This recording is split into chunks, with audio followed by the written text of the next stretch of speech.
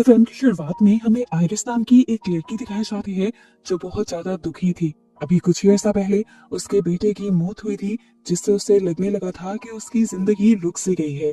उसके दिमाग में अजीबोगरीब ख्यालात आने लगे थे। एक अंधेरी रात में जब सब सो रहे थे तो वो एक छोटी सी नाइफ अपने पॉकेट में डालती है और एक कार लेकर घर से निकल जाती है। सुबह होने पर वो कुछ पहाड़ों के पास आई जहाँ पर उसके बेटे को दफनाया गया था। अपने बेटे से वो कुछ इमोशनल बातें कहती है, अब अपनी लाइफ से खुश नहीं। वो चलते हुए पहाड़ी के किनारे पे आ जाती है और वहां से जंप करने ही वाली होती है कि यहाँ पर एक आदमी आ जाता है।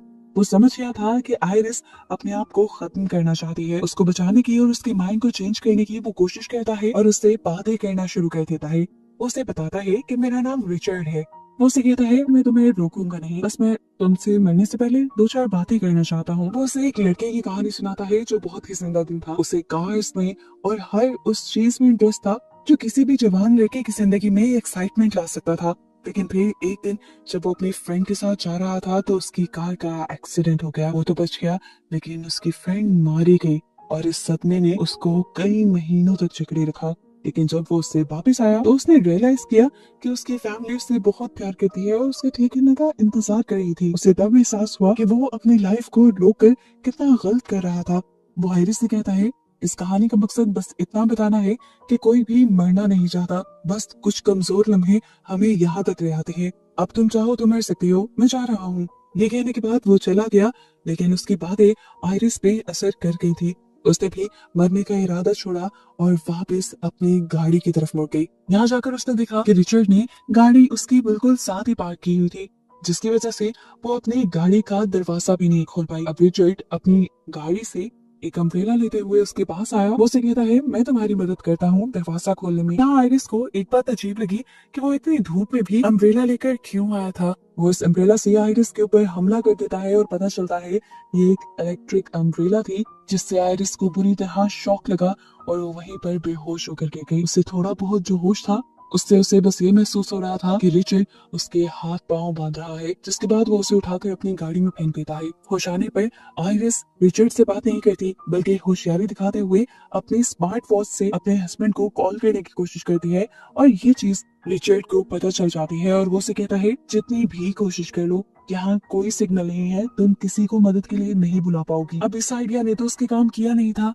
तभी उसके दिमाग में एक दूसरा आइडिया आता है। उसने रात में अपनी पॉकेट में एक नाइफ भी रखी थी। वो चुपके से उसे निकालती है और उससे अपने हाथों की टाई को काटने की कोशिश करती है। इस दौरान आवाज भी हो सकती थी, तो वो कॉन्टिन्यूस रिचर्ड से बातों में लगी रही। अपने हाथों को आजाद करवाती ही वो बिना वक्त जाहिर किए रिचर्ड के ऊपर भी हमला कर देती है। उसके हमला करने से रिचर्ड की कार का बैलेंस भी खराब होता है और उनका एक दरख्त से टकरा कर एक्सीडेंट हो जाता है। इस एक्सीडेंट पे दोनों को चोटें आई थी। वो यहाँ पे भी रिचर्ड से बचना चाहती थी। वो फौरन सीट बेल्ट की हेल्प से रिचर्ड का गला दबाने की कोशिश करती है, लेकिन रिचर्ड अपने आप को बचा लेता है। आयरिस एक तीसरी मर्तबा उसके ऊपर हमला करती है, जिसकी वजह से ये दोनों ही गाड़ी से एक झटके से बाहर निकलती हैं। आयरिस ने रिचर्ड के ऊपर अब चाकू ताना हुआ था, तो रिचर्ड ने कहा मैं क्या तुम्हें बेवकूफ लगता हूँ कि इतनी आराम से मैं तुम्हारे सामने खड़ा हूँ। असल में मैंने तुम्हें एक इंजेक्शन लगा दिया है, जिसकी वजह से 20 मिनट के अंदर अंदर तुम्हारी पूरी बॉडी पैरालाइज हो जाएगी। चलना फिरना भागना तो क्या तुम बोल भी नहीं पाओगी और इतने टाइम में तुम जो कुछ करना चाहती हो कर सकती हो। रिचर्ड की बातों ने अब उसे सच में बहुत ज्यादा डरा दिया था।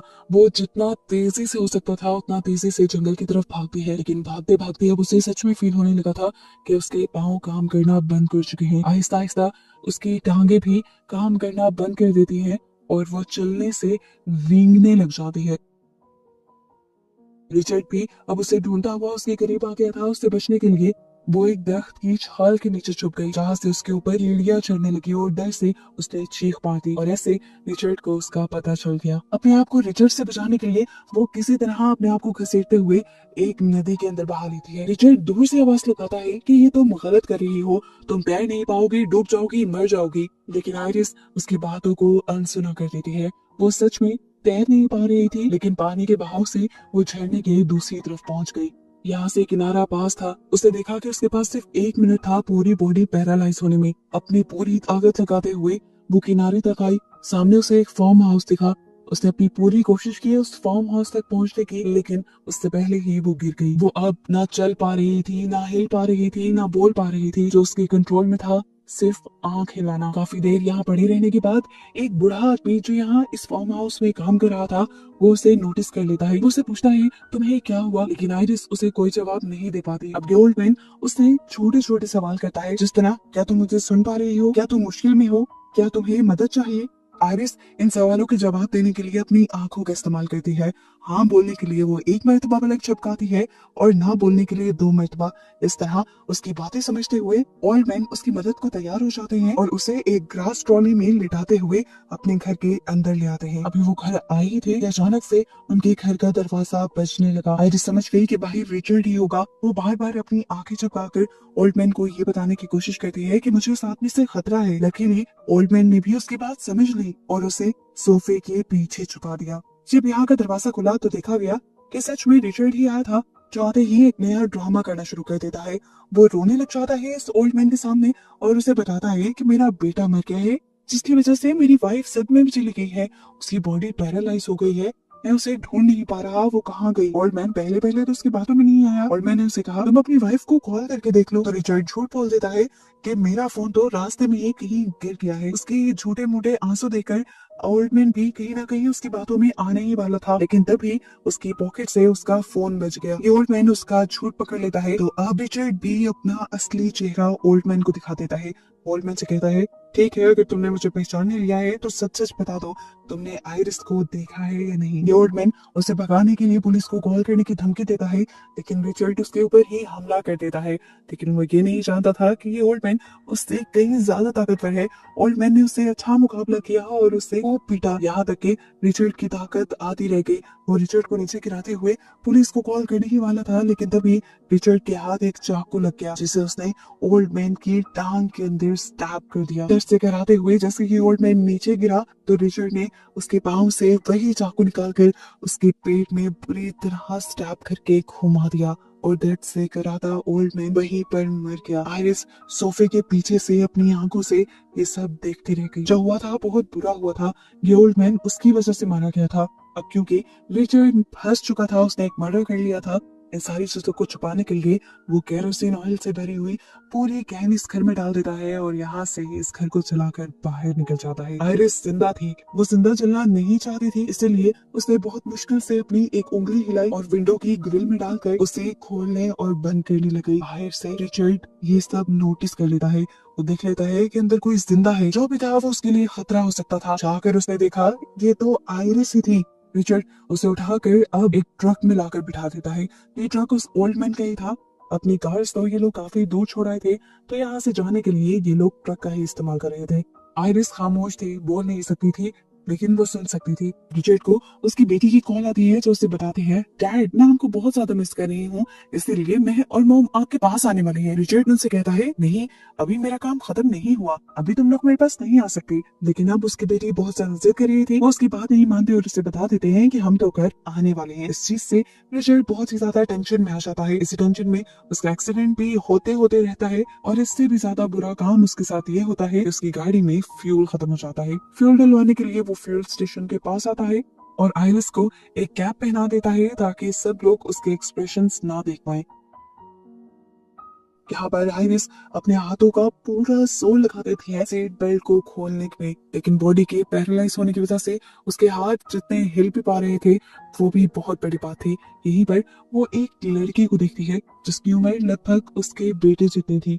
इसे देखकर वो और भी ज्यादा इमोशनल हो गई। ये बच्चा भी उसे देखकर पहचान लेता है कि शायद वो किसी मुसीबत में है। इससे पहले कि वो आइरिस से कुछ पूछ पाता, उस बच्चे की मॉम उसे आकर यहाँ से ले जाती है। ये औरत पहचान गई थी कि यहाँ पर आइरिस के साथ कुछ तो गड़बड़ है, इसीलिए उसने पीछे से पुलिस को भी कॉल कर दी और इस गाड़ी का नंबर भी उन्हें बता दिया। वो अब कार को ड्राइव करते हुए वहीं पर लेकर आया था जहाँ पर उसने अपनी कार को पार्क किया हुआ था। वो इस कार को वापस अपने घर की तरफ लेकर जाना चाहता था, लेकिन इससे पहले कि ऐसा करता, यहाँ पर पुलिस ऑफिसर आकर उसकी गाड़ी को रोक लेता है और उसे बताता है कि उसकी गाड़ी के बारे में एक कंप्लेन आई है। रिचर्ड बड़ी कॉन्फिडेंस से उसे कहता है नहीं, आपको कोई गलत फहमी हुई है, यहाँ पे सब नॉर्मल है, मैं बस अपनी वाइफ के साथ ट्रिप पर आया हूँ। तो ऑफिसर कहता है ठीक है, क्या मैं आपकी वाइफ से बात कर सकता हूँ। आइरिस की शक्ल देखकर बच्चा भी कह सकता था कि उसके साथ कोई गड़बड़ थी, रिचर्ड ऑफिसर से कहता है कि वो बस ड्रंक है, इसीलिए वो ऐसी हरकतें कर रही है। इनकी बातों के दौरान किसी तरह आयरिस भी विंडो को नीचे करने में कामयाब हो जाती है। ऑफिसर ये देखते हुए उसके पास जाते हैं तो वो अपनी पूरी बॉडी का जोर सिर्फ हल्की आवाज में ये कहने में लगा देती है कि हेल्प मी, और यहाँ पर सारी कहानी पलट जाती है। पुलिस ऑफिसर को वो इंजेक्शन भी उस ट्रक में मिल जाता है जिससे रिचर्ड आयरिस को पैरालाइज कर रहा था, और ऐसे उसे समझ आ जाती है कि रिचर्ड ने आयरिस को किडनैप किया हुआ था। इससे पहले कि वो उसे रेस्क्यू कर लेता, रिचर्ड को भी समझ आ गया कि गेम सारी पलटने वाली है। इसलिए अपने आप को सेफ रखने के लिए उसने उसी ओल्ड मैन की तरह इस पुलिस वाले को भी मारना बेहतर समझा और एक बड़ी सी लोहे की चीज के जरिए उसके सर के ऊपर वार कर दिया। सिर्फ एक ही हिट ने इस ऑफिसर का सारा काम तमाम कर दिया। वो मर गया, जिसके बाद उसने ऑफिसर को उठाकर उसकी कार में डाला और ये कार जला दी और पहले की तरह ही सारे सबूत मिटा दिए। अब आयरिस बिल्कुल हेल्पलेस हो चुकी थी। मदद की सारी उम्मीदें उसने छोड़ दी थी। जो भी करना था अब उसे खुद करना था। पैरालाइजिंग का इफेक्ट भी अब उसकी बॉडी से कम होता जा रहा था। उसके अंदर बोलने की भी ताकत आ गई थी, इसीलिए वो रिचर्ड से बातें करना शुरू करती है। वो जानबूझकर उसे इमोशनल करने की कोशिश कर रही थी क्योंकि वो जान गई थी कि रिचर्ड की एक बेटी भी है। लेकिन जो इंसान किसी को मार दे, किसी को किडनैप कर सकता हो, वो कैसे इमोशनल हो सकता है। जब रिचर्ड उसकी इमोशनल बातों में नहीं आया तो आयरिस ने वो इंजेक्शन उठा लिया। उसे इंजेक्शन अपने आप को बचाने के लिए रिचर्ड की टांग में स्टैब तो किया, लेकिन वो इस इंजेक्शन को उसकी टांग में इंजेक्ट नहीं कर पाई। मेडिसिन रिचर्ड के अंदर गई नहीं और रिचर्ड हंसने लगा और उसने आयरिस से कहा, बेचारी कितनी कमजोर हो ना तुम, मेरा कुछ नहीं बिगाड़ सकती। अच्छा, मैंने प्लान चेंज किया है। पहले मैं तुम्हें अपने घर लेकर जाकर मारने वाला था, लेकिन वहाँ तो मेरी फैमिली आ रही है। अब मैंने सोचा है कि मैं तुम्हें नदी में लेकर जाकर मारूंगा। वो बताता है कि पहले मैं तुम्हें बहुत टॉर्चर करना चाहता था, मुझे मजा आता तुम्हें ऐसा करने में, लेकिन अब मेरी फैमिली ने मेरा सारा प्लान बिगाड़ दिया है। वो उसे लेकर नदी के किनारे आ जाता है और उसे घसीटते हुए एक बोट में बिठा देता है। आयरिस आधे जिस्म की ताकत के साथ वहीं पे बैठी हुई थी।